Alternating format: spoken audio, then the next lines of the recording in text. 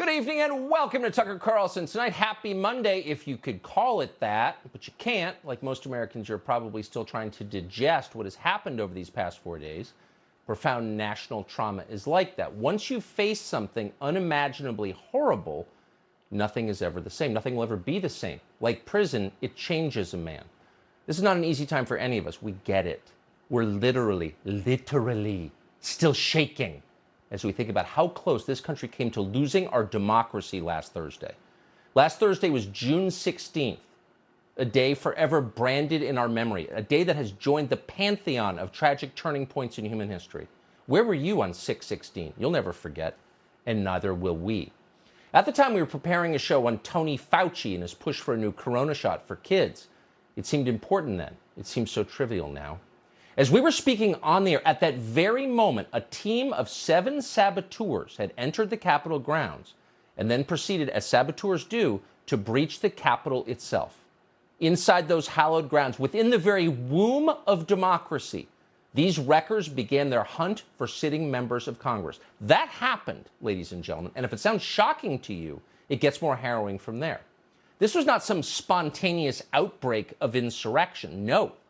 This was a meticulously planned coup from afar.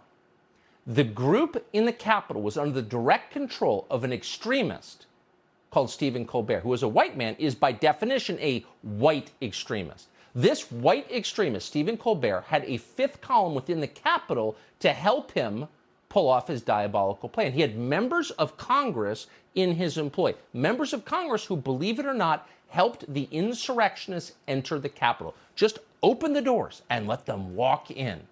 Yes, that can happen. And that fifth column included Adam Schiff of California, Stephanie Murphy of Florida, and a new member called Jake Auchincloss of Massachusetts, besmirching his family name. Those 3 members of Congress allowed the wreckers inside the Longworth House office building. While inside, the insurrectionists tried to gain access to a restricted area, but they were thwarted by brave law enforcement who arrived, risking their very lives to remove the insurrectionists from the premises. But it wasn't enough, because hours later, an aide to Congressman Auchincloss secretly permitted the insurrectionists to re-enter the Capitol complex.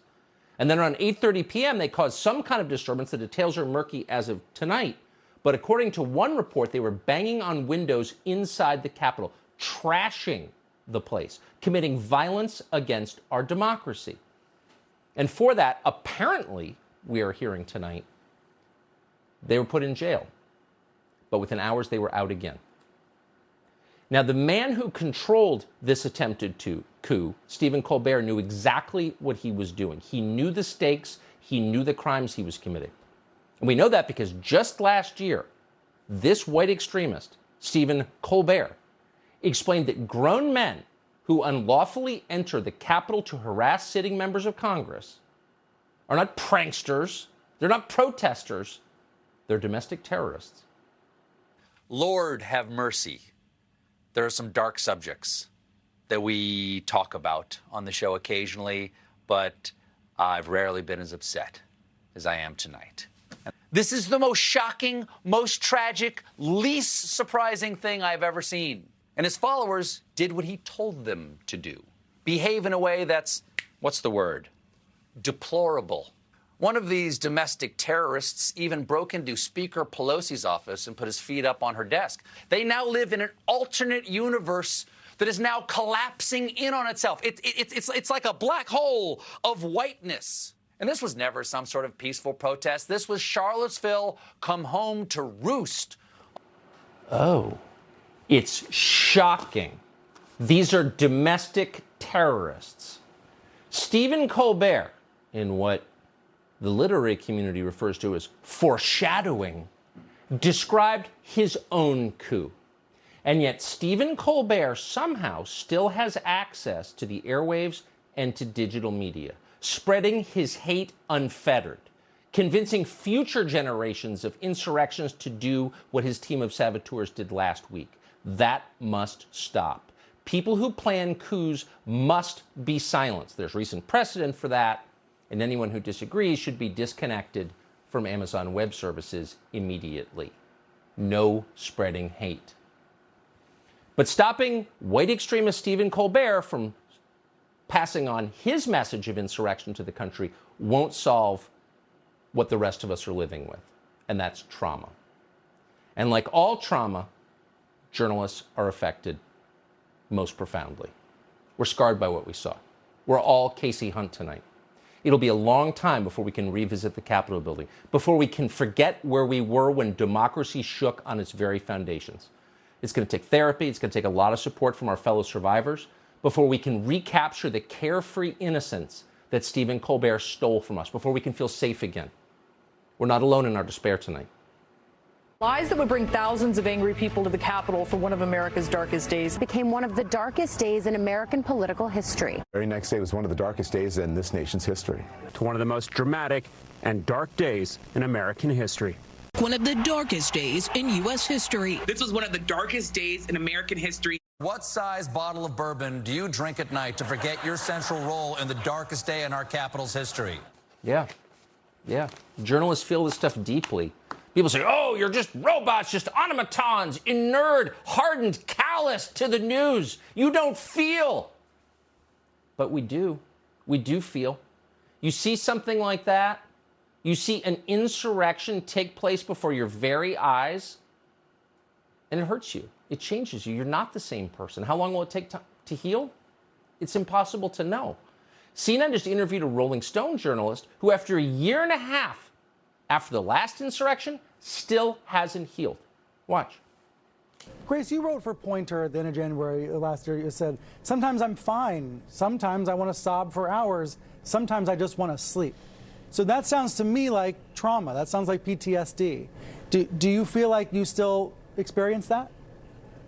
I do think so, to a certain extent. This morning, when I got on the train to come down here and see you, Brian, I was looking at the Capitol dome. Right. And, you know, my parents recently came down to visit me, and we were near it. And I remember thinking to myself, man, I can't wait until I can look at this and not feel sad.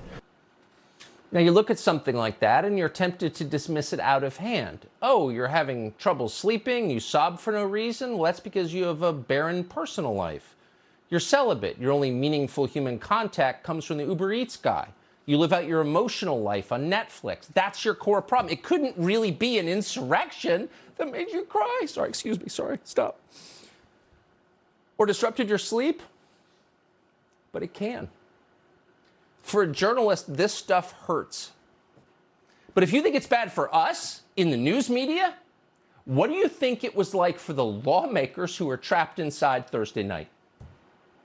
In the last insurrection, even though she was nowhere near the Capitol, she's probably getting her nails done, but it didn't matter. Sandy Cortez nearly died.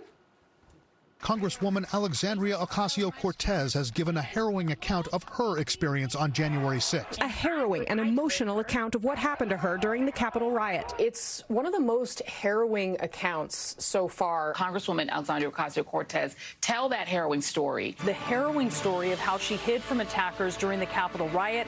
Boom, boom, boom. Disclosing new harrowing details.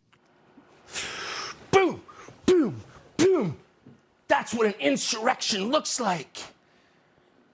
But there's no charade-like miming that can ever fully express the pain inside. We're going to deal with that in our quiet alone time, possibly wearing an upscale turtleneck. We'll let you know.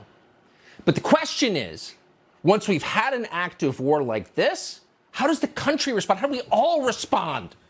Boom, boom, boom, as Sandy would say. Well, obviously, we need a commission, of course, and a criminal investigation. There's probably one underway, by the way, and then a day of remembrance, because you can't let the memory die. So who's going to lead this? Well, the obvious candidates, Liz Cheney, Adam Schiff, and speaking of crying, Adam Kinzinger. They're the naturals. We called them today to see what they're planning. How are we going to commemorate this latest insurrection? They haven't gotten back to us yet, probably sleeping or weeping. But we can assume from past experience that Adam Kinzinger feels this really deeply, really deeply. Watch. Talk about the impact of that day. But you guys won. You guys held. You know, democracies are not defined by our bad days. Yeah.